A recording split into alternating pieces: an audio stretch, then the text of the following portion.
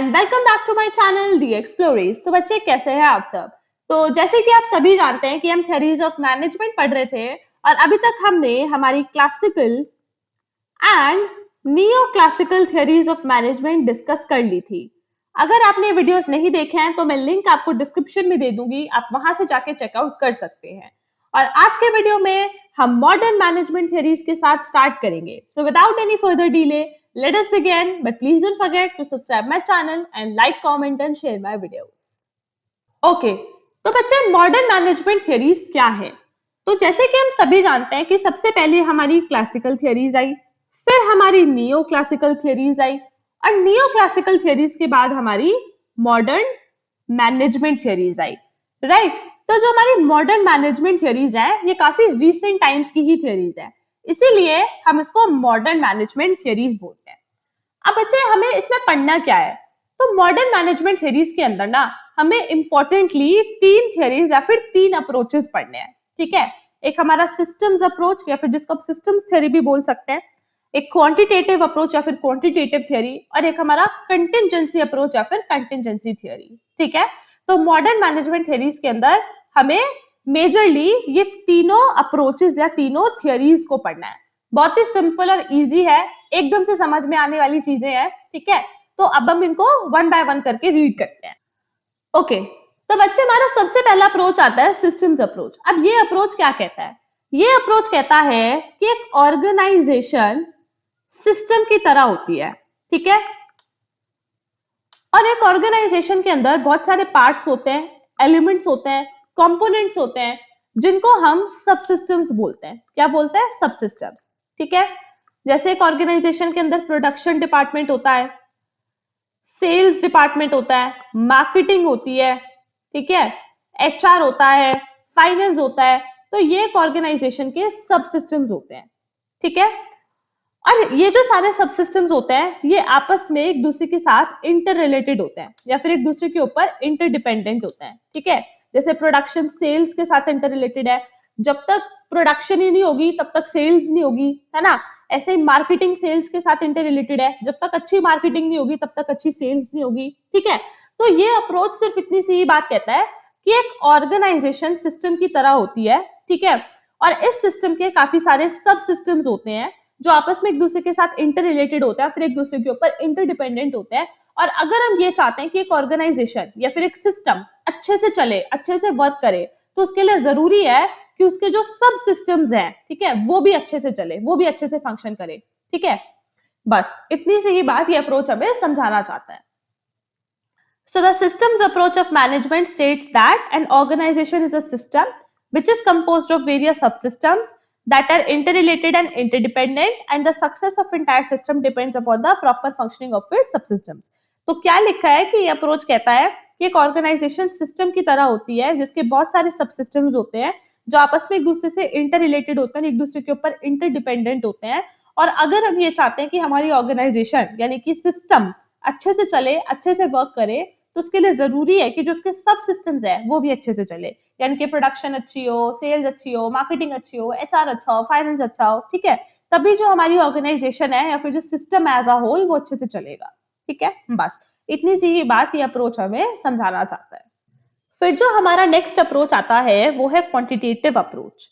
अब अच्छा ये अप्रोच या फिर ये थ्योरी क्या कहती है, ये अप्रोच कहता है कि अगर किसी ऑर्गेनाइजेशन को मैनेजमेंट से रिलेटेड कोई भी डिसीजन लेना है या फिर मैनेजमेंट से रिलेटेड कोई भी प्रॉब्लम सॉल्व करनी है, तो उस ऑर्गेनाइजेशन को क्वांटिटेटिव मेथड्स या फिर स्टैटिस्टिकल टूल्स एंड टेक्निक्स का यूज करना चाहिए, ठीक है। ये अप्रोच सिर्फ इतनी सी बात समझाता है। जैसे फॉर एग्जाम्पल कोई ऑर्गेनाइजेशन है, उस ऑर्गेनाइजेशन का कोई प्रोडक्ट है, लेट अस से उसका कोई एक्स प्रोडक्ट है, ठीक है। अब उस ऑर्गेनाइजेशन को ये डिसीजन लेना है कि यार मैं इस प्रोडक्ट को बनाऊं या फिर ना बनाऊं, मतलब मैं इस प्रोडक्ट को आगे प्रोड्यूस करूं या ना करूं। मतलब उस ऑर्गेनाइजेशन को समझ नहीं आ रहा कि मेरे इस प्रोडक्ट की फ्यूचर में डिमांड होगी या फिर नहीं होगी, ठीक है। So in that case according to this approach उस ऑर्गेनाइजेशन को स्टैटिस्टिकल मेथड का यूज करना चाहिए इस प्रॉब्लम को सॉल्व करने के लिए, ठीक है। जैसे उसको ट्रेंड प्रोजेक्शन मेथड का यूज करना चाहिए, ये एक स्टैटिस्टिकल मेथड है।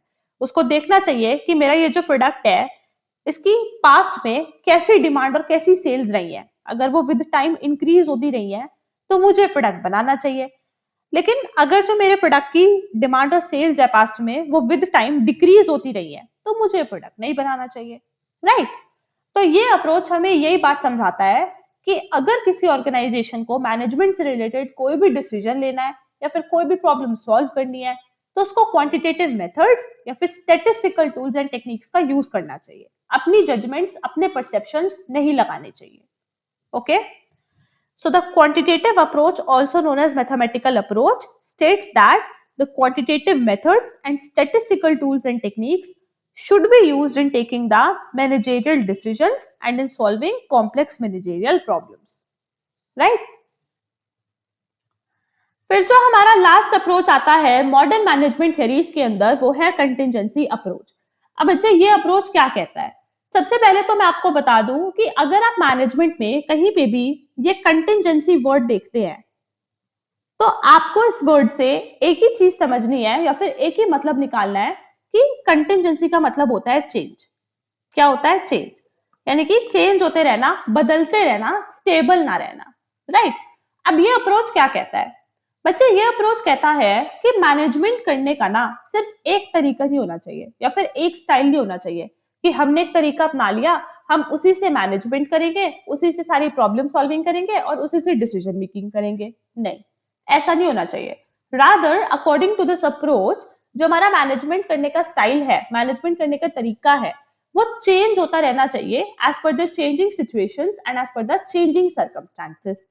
ठीक है, इस अप्रोच का ये मतलब है। जैसे बच्चे मैं आपसे एक बात पूछती हूँ, आप मुझे बताना।